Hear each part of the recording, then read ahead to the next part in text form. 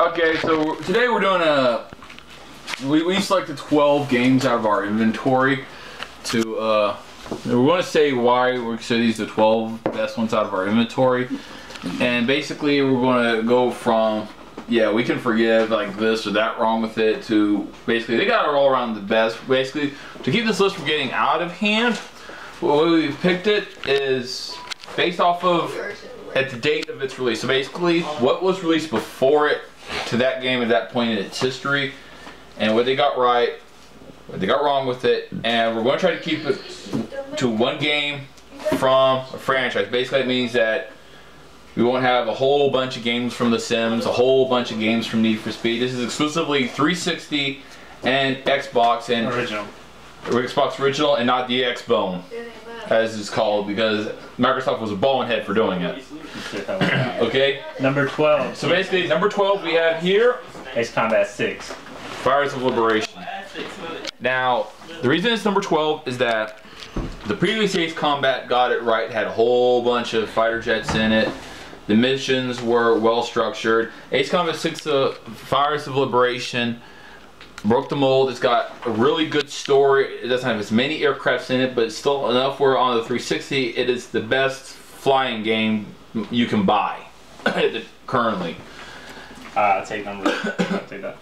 Number 11 is Justice League Heroes for the original Xbox, not the Xbone. Yeah, it's somewhat. This is WB Games, by the way. NetherRealm Studios, who does Mortal Kombat. You know, you play as, you know, the Justice League. It's number 11 due to, you know, like everything's perfect on it, but just not too good.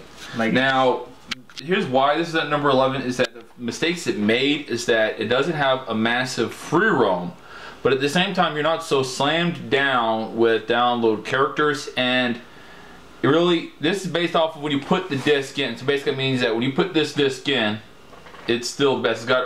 It's got the best story, and that's why Marvel's Ultimate Alliance isn't in the list, but this is actually, in my opinion, better than Ultimate Alliance. It's got a better roster.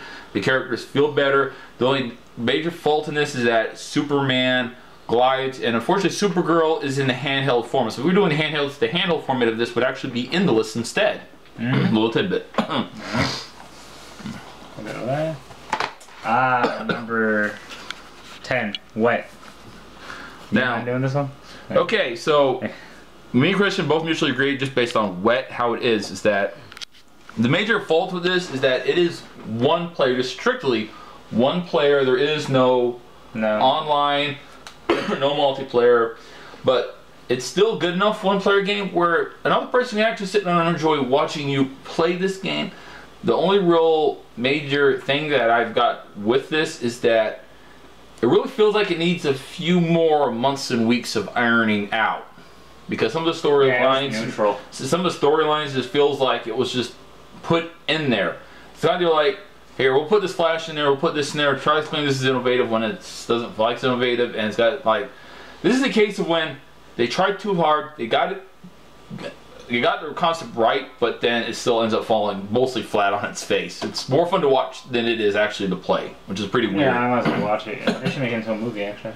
Yeah, he's right. This is where they should have done a movie instead of a game. I call this one. Oh, man. Number, I'm guessing this is 9. Number 9 is Star Wars Republic Commando for the original Xbox, which... That's why Call of Duty ain't in here. Which took Call of Duty and smacked it in the face 12 times. And then told her to get out the room because this is high class right here. You want a first-person shooter? This is high class. Except for like 007 Golden out of that, and they can't be in here. That's right. You could do up to 4 players in one campaign mode, which is 4 players split screen, which is, that's the up part about old systems. That's unheard of now. Yeah, like in the old game systems, you can split screen all you want with people right next to you. Now they've taken that away, so I guess the developers... They're getting lazy. They're getting lazy about it, but this right here, the graphics are amazing, but... He's right. There was a couple flaws, but... You can forgive them. Yeah, you can forgive the flaws. It's a Star Wars game.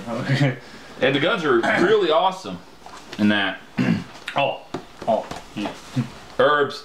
Oh, yeah. Now, this is why Herbs. Now, I'm going to tell you why. Before, I can already hear the hate being directed at the comment box if we had the subscribers for it that were gamers. Herbs here is literally the best console game you get. And it's really a masterpiece for... This is what the console Sims game should be right here. It is 1-player and 2-player split screen, which is unheard of. You get jobs, and the only thing really missing at Herbs is cars. You basically, that's the only thing missing is you need cars to drive, and it needs to be more free roam. All they got is motorcycles. It needs more free roam. It basically, all they really need to do is basically, developers of this should have took 5 seconds, looked at that free roam games, and then put that in here, and then slap the cars in here, and then bam, you're done. Best game ever. Until this day, I still enjoy this game. And Microsoft, hurry up and get this in arcade. That way I get it on my 360. That's it. They should, because this thing, if you put free roam and connect every place together, yeah, it would have been perfectly. It would have been amazing. Yeah, basically, even without the free roam, without driving, this is still the best Sims game you can get on the console. And multiplayer, it's the bomb multiplayer. And the sim creation there is just boss. It's basically, this game is boss. Get it, play it, enjoy it. You didn't make any comment on the pets. They're hilarious. I will not say, as what the kind of person said, I will not say about the pets. Trust me, you get pets in there even. A game that took Grand Theft Auto and smacked it right in the face too. The World War II Grand Theft Auto Saboteur, not made by Rockstar Games. It was made by, if you see right here, Pandemic Games. In fact, this game holds something that Grand Theft Auto never has been able to get. IGN's Best of E3 winner. No Grand Theft Auto anywhere has that. Take that, Rockstar. Take that. That's what I'd say. Just take it. Here it is. This here, buy this, and throw.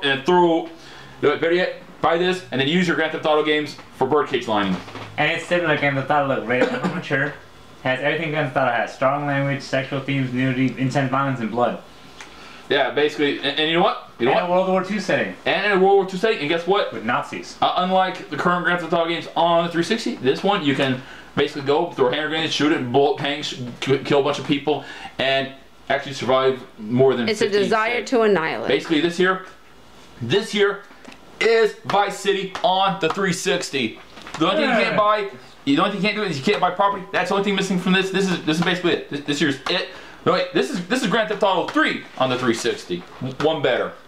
And you can't fly planes, but who cares? Who wants to fly a plane when you can drive a tank? And multiple tanks. Need for Speed Most Wanted.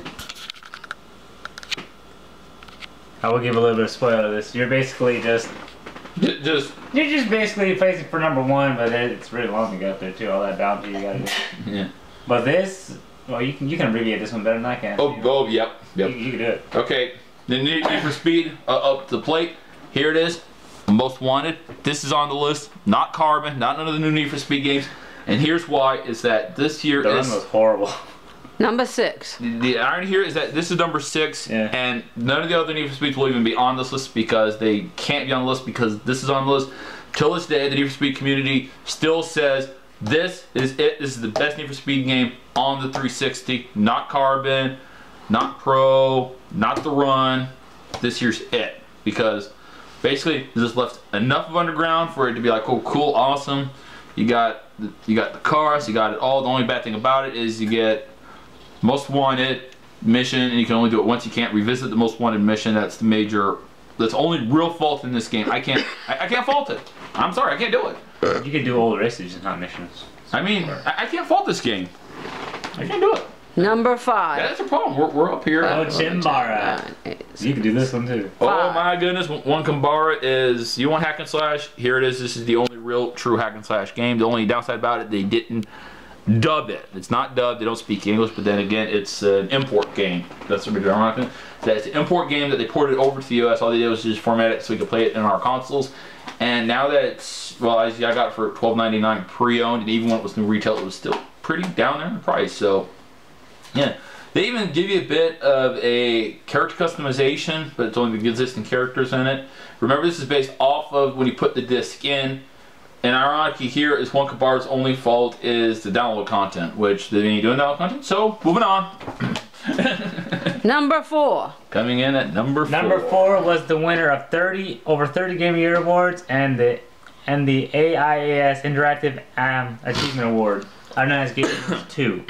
The best Games Awards out of all of them. Judgment we haven't played, but I'm just gonna give you a spoiler about it. It's horrible.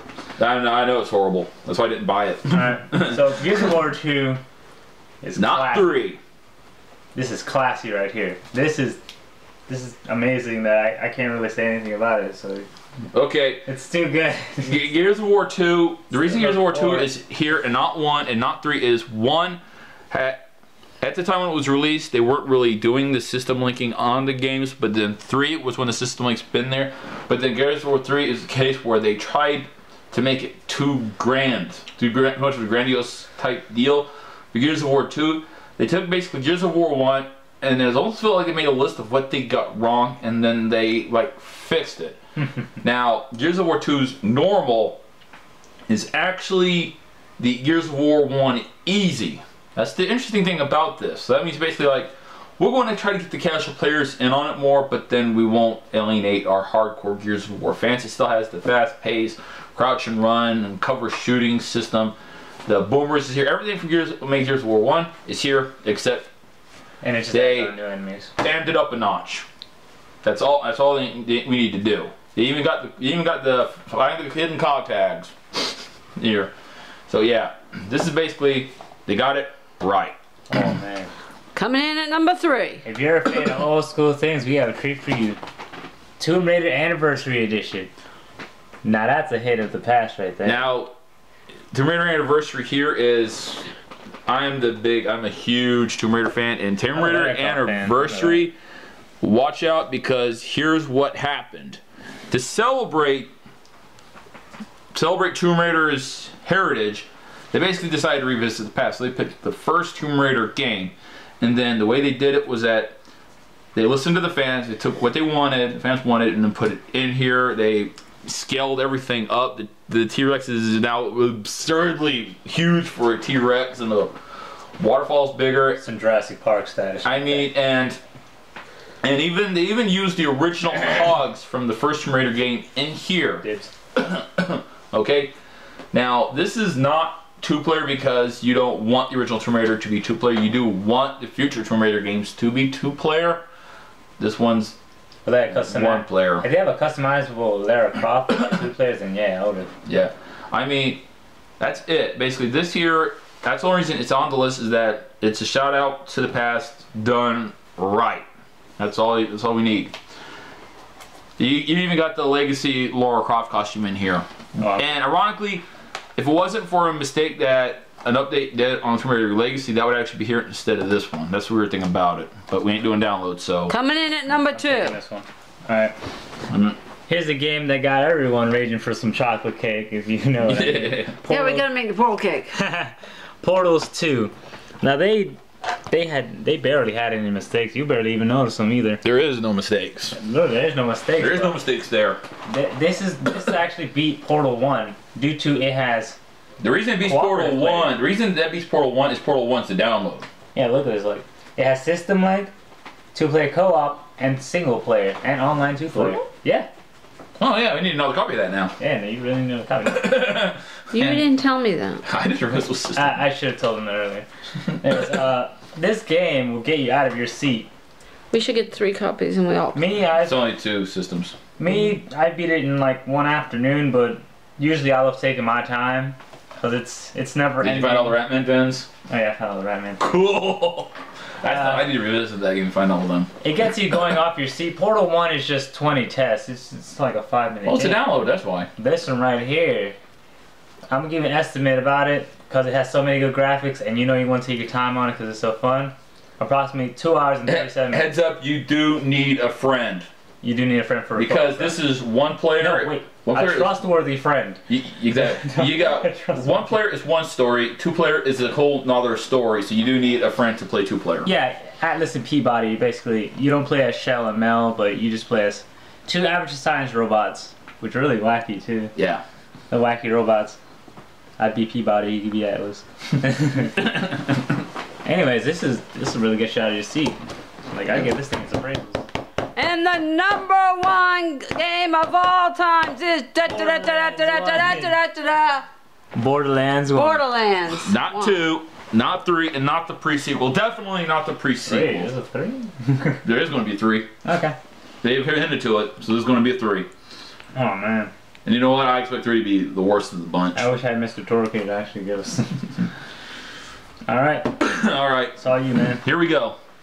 The reason Borderlands 1 It's a roleplay shooter. got it is that it is everything you need. In fact, even though it says you're not supposed to do it, you can use your existing characters to work with your other players, other characters. It's got system link, it's got 2-player split screen. This is a case of where multiplayer done right to the supreme. In fact, the maps in Borderlands is so far, bar none, as far as I can tell, put together the best out of all Borderlands games. Borderlands 2 maps doesn't. Basically, Borderlands 2 maps feels like the way the download content for Borderlands feels. It just doesn't feel like they were put together as well. And then Borderlands, the pre-sequel, is put together even worse than this one. Just playing it, looking at the maps, it just feels like it all makes sense. And even the areas you're not supposed to go, you can just look in the direction and be like, you know, why do I want to go that way? There's no reason to go that way. Borderlands 2 is like, oh, look at that way. I want to go that way, but then you can't. All in all, pre-sequel. they should have did pre-sequel but called it Borderlands 3 because that would have been Borderlands 3 back there if you actually look at the storyline right. Pre-sequel would have been 2 and Borderlands 2 would have been 3. Yeah. Because it should be DLC actually. Borderlands pre-sequel should be DLC. He's right. But don't worry, we'll be doing a what they got wrong and why list. Oh, I'm going with that. Right. Yeah. Okay, but Borderlands is basically, it's right, and if you know the development history of it, you could forgive Borderlands for the way it looks and feels because you just know that Borderlands was going to be a different game until they changed it completely. So basically, this is really a very special game that if you don't put it on the top of your list, you are doing something wrong. The only thing is that Portal 2 almost beat out this one spot. Let's put it that way. So there it is. And coming in at the best game ever. Morning Delight Original Syrup. This is my favorite game. You put it on your pancakes or waffles, and for the amount of squares it gets in one squirt, you win. I always miss that last square though. There you have it.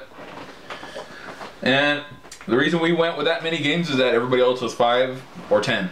They should make a game about me. It'd be pretty funny. Keep talking, you click a button, I'll say something random. Alright. Alright, see you later. See you later, and as we always say, the fun never ends here on these videos. Thank you for watching and see Sparkle's Corner, and feel free to subscribe. See Sparkle's the cameraman. Get her! Alright. Oh wait, we've been on that. Yeah. And as always, the fun never ends in the world of Sparkle. Later. I like that.